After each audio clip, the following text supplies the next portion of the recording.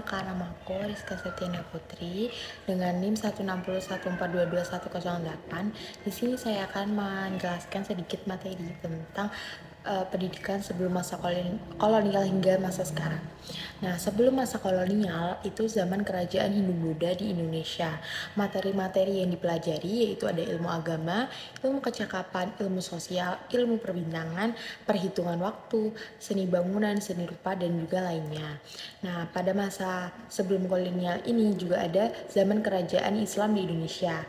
Nama tempat belajarnya adalah pesantren. Di sini dia mengajarkan agama dan ilmu pengetahuan seperti ilmu astronomi atau ilmu falak dan juga ilmu pengobatan. Kemudian ada pada masa kolonial.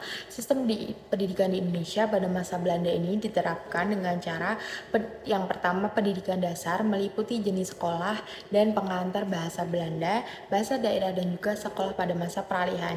Yang kedua ada pendidikan lanjutan yang meliputi pendidikan umum dan juga pendidikan kejuruan. Yang ketiga ada pendidikan tinggi.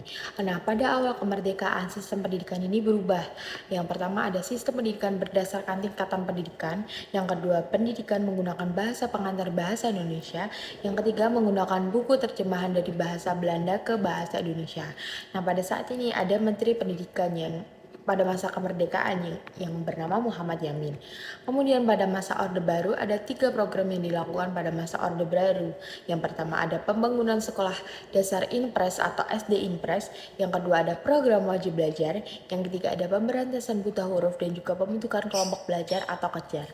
Kemudian pada masa reformasi, pemerintah juga melakukan beberapa kali perubahan kurikulum seperti kurikulum berbasis kompetensi atau KBK, kurikulum tingkat satuan pendidikan atau KTSP, dan juga kurikulum 2013 yang menekankan pada kompetensi berbasis sikap, keterampilan, pengetahuan, dan juga serta menekankan pada kreativitas siswa.